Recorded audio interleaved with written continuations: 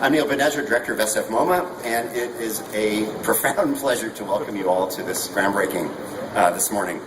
We're thrilled that you could join us. This is a defining moment in our history, and it is great to have you with us. I have to say before I begin that the first person who arrived this morning for the groundbreaking was one of our trustees, Brooks Walker. And Brooks' arrival reminded me that 20 years ago, almost exactly, this museum held another groundbreaking on exactly this site. And here we are now 20 years later, and we are expanding upon that remarkable step that the museum took in 1995.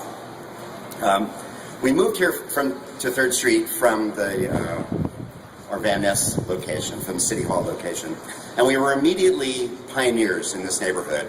Obviously, the South of Market neighborhood was not what it is today, and very quickly pioneers became anchors. SF MoMA quickly became an indispensable gathering place for anyone interested in the visual arts who was a resident of San Francisco, lived in the Bay Area, or anyone who came here.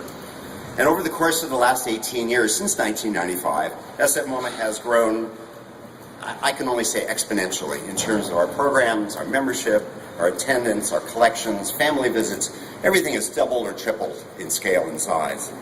And our exhibitions, I have to say, reflect the diversity and the range and the creativity of this community, and they very regularly travel around the world, quite literally.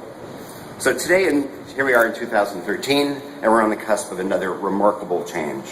When our expansion is complete, contemporary art will again become, not that it hasn't been, but will become even more fundamental as a component of the cultural life and the public and civic life of San Francisco. Our building will more than double our current gallery space. We will offer many extraordinary art-filled, but also free to the public spaces and galleries for art, many versatile spaces for live and performance art, and large-scale installations, and a building that will feel open and as integrated into the urban fabric of the South of Market and South of Mission neighborhood as it possibly can. And we'll also offer dramatically expanded education programs for school children. And I want to pause just for a second on that because this is a very important point. Earlier this month, our board announced that we have the intention, and I think we will accomplish that intention, it's not just aspirational, that we'll create a $10 million endowment specifically to support free admission for anyone under the age of 18 to come to the museum.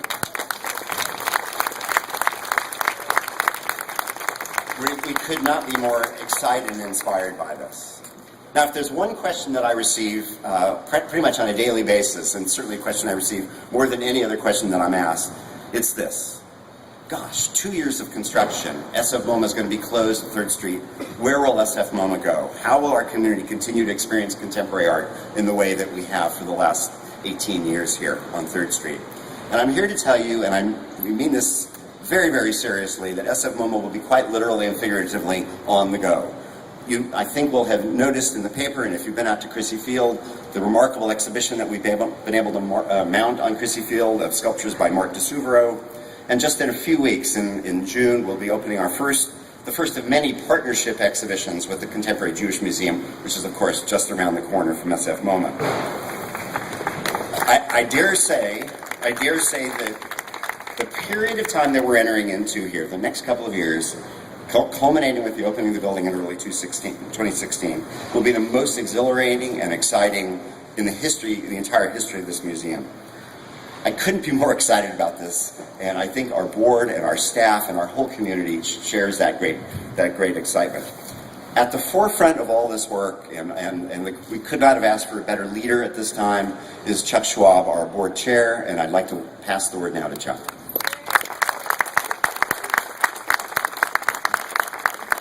Good afternoon, or good morning, everyone. What an incredible pleasure for me to be here to see this modern art building over here. We're going to surround that with a little bit of a veil, and that will be a permanent structure right there. So we always want to take new ideas in, don't we? But it is really a thrill for me to be here for this groundbreaking. It was a twinkle in many of our eyes, I think, a few years back, and have this moment come. Boy, now we've got to build something, Neil. It's for sure. We can't leave this hole here. We would be embarrassed, to say the least. It always seems to be, and we all, I think, love living here in San Francisco, in the Bay Area, because we always seem to be way ahead in so many ways and so many different things, whether it's business, or art, or technology, or progressive social movements, for sure, originate in San Francisco. And it's a great place to have, I think, leadership about where we're going as a civilization in the future. And this museum here, I think in many ways expresses that and lives with it and offers it to all of our members and our public. So SF MoMA has always been at the forefront, I think, of so many different movements. Ahead of its time, the new works that we've done, the new ideas and different ways of looking and seeing things. That's what this whole institution is about. And so we'll be doubling that capability. So it'll be more and more fun, I think, for families and kids and so forth to come here and to be a part of that. I'm really thrilled to have that happen. But I want to also thank the leadership of the museum. It's been, that twinkle in our eye was something in 2009. And it just took a lot of asking people to help out with this. But there was a certain person in my life, Don Fisher, who we were very close, Don and Doris. And Don sort of put the challenge up to me, said, you know, we could really do something fantastic for this city if we all sort of got together. And I said, Don, in his final hours, I said, Don, you've got the guy here who's going to make this challenge a reality. And that's really what we've got going on here. And so thanks to Don and Doris. You guys really made this challenge.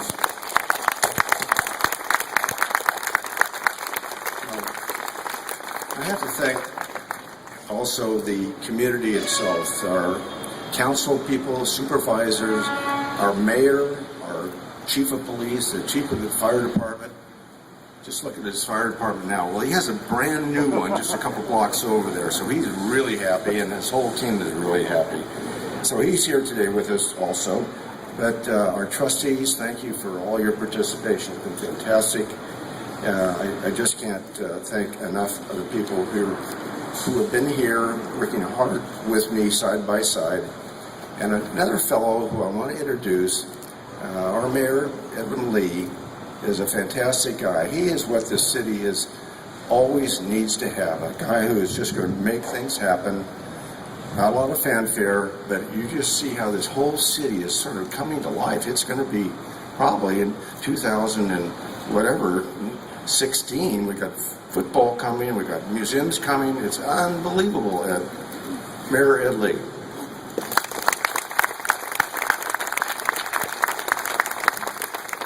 Thank you, Chuck. And I was just about to recommend, Chuck, that you and I and Charlotte Schultz buy some shoe polish, and maybe in a couple of years we'll put that on and pose as 18-year-olds. And then we can maybe look a little bit like Supervisor Kim and get in for free. How about that? This is an incredible time. Chuck, thank you for that introduction. I'll be very brief because what I really feel today in this particular groundbreaking, it's a lot of sweat, a lot of good hard work from Chuck, from the board of directors, from Robert and Randy Fisher. I want to thank you for your wonderful leadership. You have to raise an incredible amount of money for this to happen, but it was for a great cause. And I go back and to our first luncheon, Chuck, that we had, where you explained a little bit about your history to me, and I did for you, and we both talked about some old friendships that we had, and you expressed your friendship with Don back, and that this was partly in honor of that. Well, I want to also express the city's official thank you to Doris and to Don and the Fisher Collection, the Fisher family, for your wonderful contribution to our city. And it is with that recognition that we do this groundbreaking, plus a big, huge thanks for a new fire station as well. But as I will look forward to speaking to the graduating class at Lowell High School this afternoon, I'm going to talk about this because it's part of what we do in San Francisco. It is for our youth, but it is also future-looking. It is about what we all do for our great city. And that's what I feel about the Fisher family, what you've contributed to our city. You know, culturally based tourism is now at about $2 billion of income for the city. It employs almost 20,000 people. And this is what our city does. It celebrates culture. And this is what draws so many people to this. And now I think Supervisor Kim is so proud of these institutions that are coming into her district, that she and I have joined in so many groundbreakings, but we celebrate this with a very serious recognition of the people that have done this for us. And so on behalf of the city and county, with all of our hearts of gratitude, I want to thank Robert and Randy. I want to thank Doris. I want to thank Don Fisher, the whole Fisher family, for their great, great contributions to our city. This is a gift that will keep on giving, and with this announcement for the youth to come in for free with a $10 million endowment, $5 million of which is already anonymous. I love anonymous gifts. One of these days I'll try to do that myself. But this is an incredible time for our city, but it's one that I think this is another example why we take the opportunity to celebrate and to thank the people who have led this effort to do so, and to just have everyone appreciate life in San Francisco is very special, and this is one of the reasons why. Thank you very much.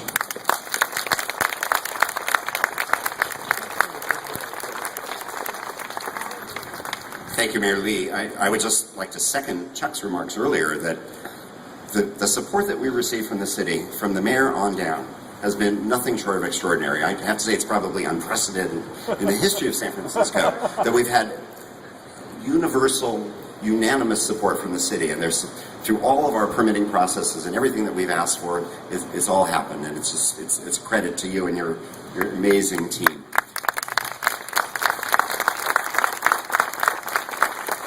You know, about 3 years ago, we formed, Chuck and I together formed a committee of our board and staff to search for an architect for this expansion.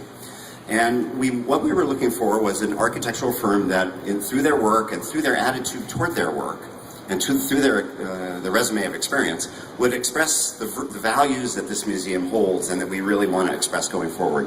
Values of openness and generosity and sharing and welcome and transparency. And we also wanted to have a great building, obviously, that would show all of our collections off to the best possible advantage in great public spaces. And we mounted a really wonderful, really exciting search. And on the last day of our last tour of duty, traveling around looking at buildings and visiting offices, we were in Oslo, and we met with Craig Dykers and his partner at Snøhetta, Kjetil Thorsen. And at the end of that day, we knew in no uncertain terms that this was the firm that we wanted to work with. And I can only say, as I welcome Craig up to the podium, that the last 2-3 years have been nothing short of extraordinary for Ruth Burson and myself and our entire staff in working with the Snøhetta team. They are incredibly talented, they are great listeners, they're marvelous architects, and I think they're going to give us a world-class building for San Francisco. So, Craig, please.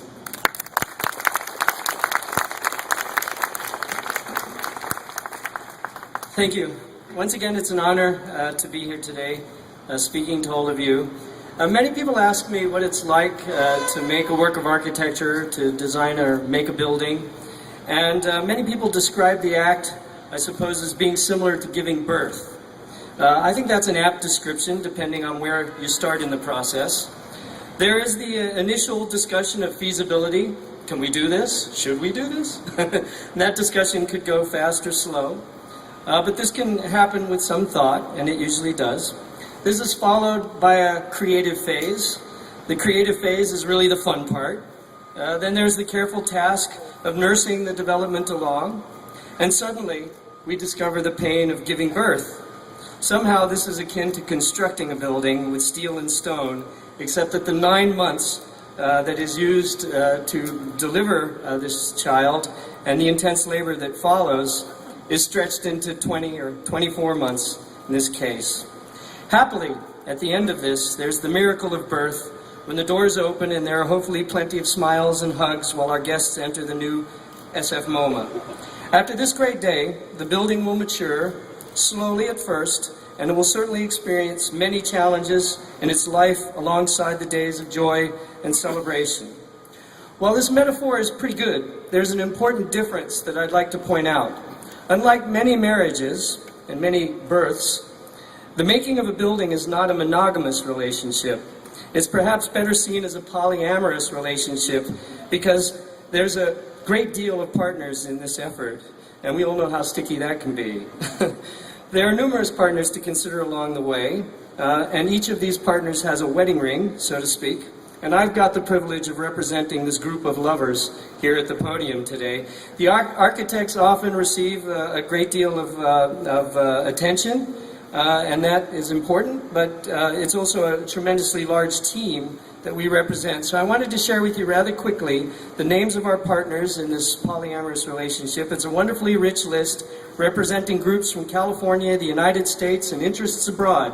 And so here it goes in alphabetical order. We're going to start with AFP. Sounds innocuous enough, but they're actually installing the sprinklers that are going to make this building safe in the future. Arup Engineers is working with the acoustics, the AV, the facades, and the lighting. There's Atelier 10, CMI, CSI Calkins, Cupertino, our friends Don and Terry Young, who are the managers who keep this ball round and keep it rolling. There's Edgett Williams Consulting Group. Our fantastic partners here, EHDD, they're our partner architects, and some of them are here, Duncan and Kelly and Lotta in the audience today, great partners to work with. And Close, who work with facades, Habitat Horticulture, -A Design Lab, who work with the Green Wall, JMW McClanahan, KPFF, Chrysler, Local Projects, MKA Engineers, McGinnis and Chen Associates, Sam Anderson Architects. We're here too, Snaheta, and some of us are here today, my great partners and team members. Some of you may have met, SOM Graphic Design, Taylor Engineering Enterprise, TCOM, and I suppose the winner of the most apt name in this group of consultants is the Fire Consultants. Can anybody guess what job they have? There's Turk Technologies, and finally our friends at WebCore, who are building this project, the general contractors of this team. And this is just a partial list to give you some idea of the complexity that this project represents and the enormous amount of teamwork that goes into making it. All of these people are working together in an intense symphony that are going to create a museum for modern art that will be without equal. Its collection is exceptional, its mission is generous and provocative, and it is a gift for the youth of our future. Its walls will signal a new direction for how we as the audience interacts with great works of art and with each other, and how artists interact with museums. In 2016, standing where we are right now, we'd have to look up 200 feet above us, twice the height of that parking garage, before we could see the top of the new SF MoMA. There will be over 160,000 square feet of space that's dedicated to experiences connected to art. That's more than triple just this area between Minna and Natoma that we're standing in. All of these places are designed with the most contemporary standards of lighting and environmental control, coupled together with a bold sense of sustainable planning to protect our environment, and this will be signaled by a 50-foot high, 150-foot long green wall that will be planted on the side of this parking garage adjacent to us. The museum will be, which was once introverted, will be open to passers-by. A delicate rippling facade, of which you can see one of the mock-ups against the building to my right, will highlight the originality of the museum's mission, and new entrances will bring visitors not just from the main thoroughfares of Howard and 3rd Streets, but also from the smaller passages of Natoma and Minna, connecting Yerba Buena Park to the newly transformed Transbay Terminal. This will be a complete urban transformation, where SF MoMA continues to plant the seed for improving the quality of life in this city. The past will no longer be prologue. I'd like to close just by saying that architecture does not just support the functional aspects of our lives. In its best form, architecture helps us appreciate the sublime and the meaningful moments of our existence. We have been driven by the vision of so many here in San Francisco to make this happen, and we look forward to the next stage of our work together with you. A sincere thank you to Neil and Ruth and the board and the members of the planning committee that are here today, and the city officials who have brought us all together to make this day possible. Thank you from the design and construction planning team.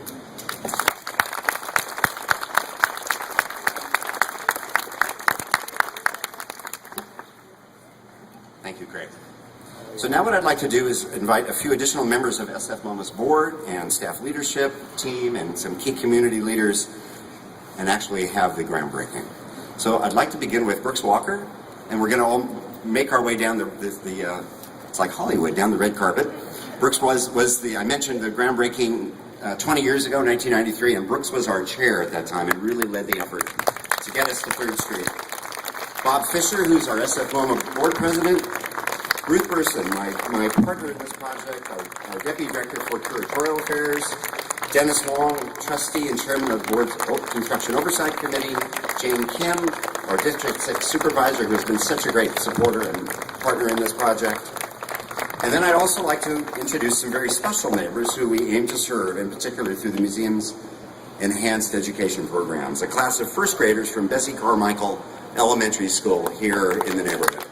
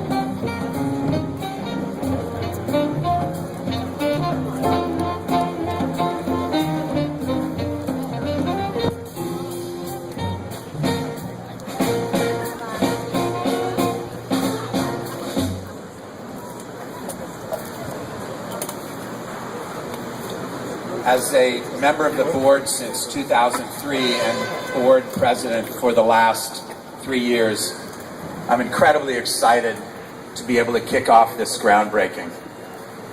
On a personal note, I couldn't be more pleased that our family's art collection has found a home at SF MoMA. And I'd now like to introduce, thank you. I'd now like to introduce a partner who's been with us every step of the way in leading this transformation, District 6 Supervisor Jane Kim. Thank you, Bob. I just asked Craig if he was looking forward to working on his next non-controversial project here in the city and county of San Francisco. I always like to say this, but I do represent one of the oldest parts of the city. But in many ways, it feels like the newest neighborhood and the newest kid on the block here in the city. But I think we take for granted Yerba Buena and the neighborhood that exists now.